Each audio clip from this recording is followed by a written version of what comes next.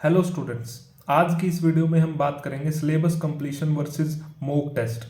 बहुत सारे बच्चे कहते हैं कि भैया सिलेबस कंप्लीट हो नहीं हुआ है, मॉक टेस्ट देना शुरू कर दें या ना करें। तो आज की वीडियो में हम इन सब बातों को कवर करेंगे। देखिए, पहले हम जानते हैं कि नीट कैसा पेपर है। एक नीट जो है ना, एक बेसिक लेवल का पेपर है। इजी लेवल के क्वेश्चन आते हैं, कोई उसमें एडवांस क्वेश्चन बिल्कुल नहीं पूछे जाते हैं। तो आपका प्राइम गोल जो होना चाहिए वो सिलेबस कंप्लीशन की तरफ होना चाहिए। पहले अपना सिलेबस कंप्लीट कीजिए। अगर आप अपना सिलेबस भी कंप्लीट कर लेते हैं then you are good enough to give the exam and you will definitely get good marks in the exam. देखिए, मॉक टेस्ट इंपॉर्टेंट है, पर अगर आपका सिलेबस ही कंप्लीट नहीं है, अगर आपका सिलेबस कंप्लीट नहीं है, you won't be able to perform good in the mock test. पहले आप अपना सिलेबस कंप्लीट कीजिए और मॉक टेस्ट देने का तभी फायदा है। सिलेबस कंप्लीट होने के बाद आपको अपने अंदर एक अच्छा कॉन्फिडेंस महसूस होगा कि मेरा सिलेबस कंप्लीट है। देखिए, नीट की जो रिक्वायरमेंट है वो बेसिक लेवल की रिक्वायरमेंट है। अगर आपको सभी के सभी चैप्टर्स आते हैं, बेसिक फंडा आपका सभी के सभी चैप्टर्स का क्लियर है, तो जरूरी नहीं है कि हर चैप्टर के अंदर आपको एडवांसमेंट की जरूरत है। मैं तो कहूँगा किसी भी चैप्टर के अंदर आपको एडवांसमेंट की जरूरत नहीं है। आपको सिर्फ चैप्टर की बेसिक नॉलेज, डिमांड की नीड की यही है कि चैप्टर की बेसिक नॉलेज होनी चाहिए। अगर वो आपको है और वो सिलेबस कंप्लीशन से इजीली आ जाएगी, देन आप मॉक टेस्ट दीजिए। और मॉक टेस्ट वही दीजिए जो एनसीईआरटी बेस्ड हो।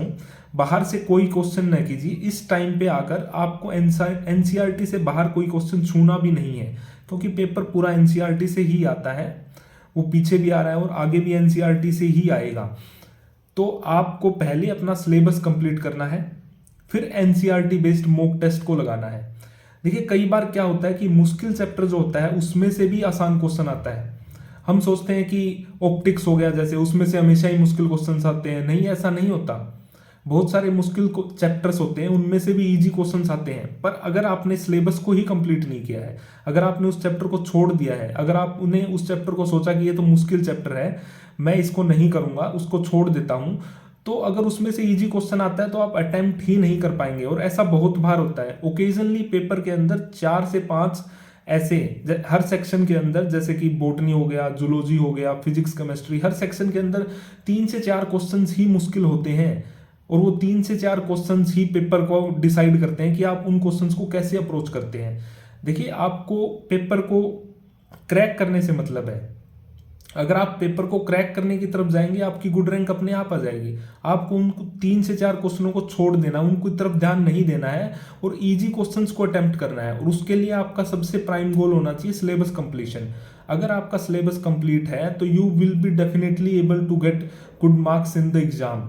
तो पूरा का पूरा ध्यान पहले सिलेबस कंप्लीशन पे लगाएं। एक बार आपका सिलेबस कंप्लीट हो जाता है और लास्ट के मंथ में आप 15 से 20 टेस्ट भी दे देते हैं, that is more than enough. वो आपके कॉन्फिडेंस को बूस्ट कर देगा। पर आपको सिलेबस कंप्लीट किए बिना नीट में नहीं उतरना है, otherwise you will definitely inconfident in NEET, और आपको जो आता होगा आप उसको भी गलत करके आएंगे। ये मैं मेरे एक्सपीरियंस से कह रहा हूं। आपको अभी से अपना सिलेबस कंप्लीट करना चाहिए, ताकि लास्ट में जब आप लास्ट मंथ की तरफ अप्रोच करें तो आपको ऐसे महसूस हो, यस मेरा सिलेबस कंप्लीट है और मैं अच्छा मार्क्स ला सकता हूं नीट के अंदर। तो पहले सिलेबस कंप्लीट कीजिए, साथ साथ में सिलेबस को रिवाइज करते रहिए। और मॉक टेस्ट के लिए लास्ट का 1 मंथ भी मोर देन इनफ है। वीकली टेस्ट देते रहिए,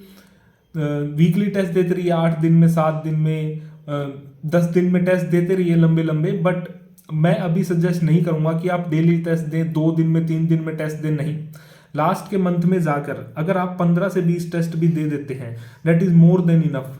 तो आप अपना सिलेबस कंप्लीट करें और सिलेबस के अंदर बेसिक चीजों को कवर करें और किसी भी चैप्टर को ना छोड़ें। चैप्टर चाहे डिफिकल्ट है, आपको समझ नहीं आ रहा है, आपके पास ज्यादा टाइम नहीं है, आप चैप्टर की बेसिक चीजों को कवर करें।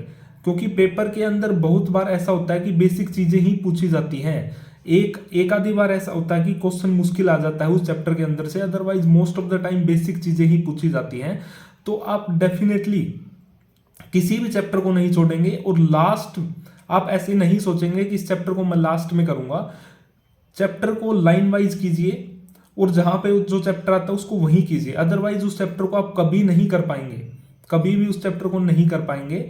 और डेफिनेटली जब आप पेपर में बैठेंगे और उस चैप्टर से इजी क्वेश्चन आएगा तो आपको रिग्रेट होगा आपका डिसीजन। तो मैं कहूँगा कि सबसे पहले आप अपना सिलेबस कंप्लीट कीजिए और फिर मॉक टेस्ट की तरफ जाइए।